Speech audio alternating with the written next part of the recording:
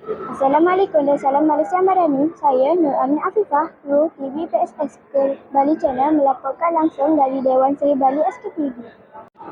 Pada hari ini, kita membawakan lipatan istimewa sempena program Hidup Sihat Kerjaan Hibiscus Petroleum. Pada hari ini, kita membawakan lipatan istimewa sempena program Hidup Sihat Kerjaan Hibiscus Petroleum dari Universiti Malaysia Kelantan yang bertujuan meningkatkan kesedaran tentang kepentingan menjaga kesihatan diri dalam kalangan warga sekolah.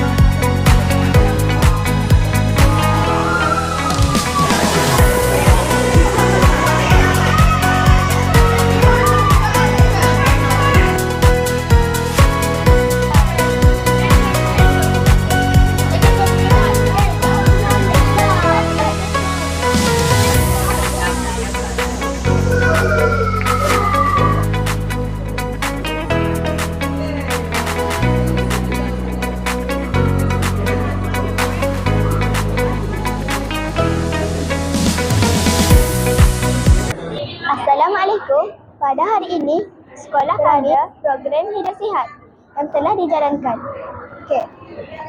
Yang berusaha Prof. Madya Dr. Nik Azuki bin Yusuf, Ketua Apakah objek program Hidup Sihat ini diadakan?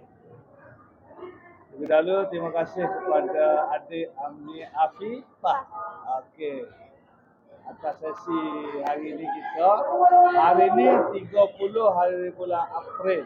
Program kita, nama dia Hidup Sihat.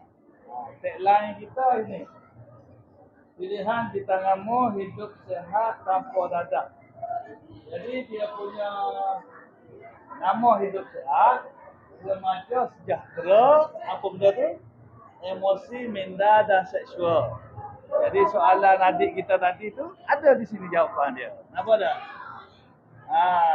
Objektif kita ialah nak melahirkan generasi baru kita ni hidupnya sejahtera dari sudut apa? Emosi, minda dan juga kehidupan dia panggil seksual dia.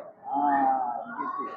Dan jangan lupa satu lagi, kita kena bebas dadah dan juga hidup dalam suasana yang bersih dan sihat.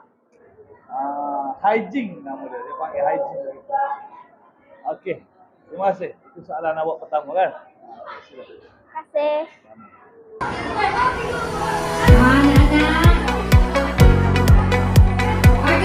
Laporan daripada saya.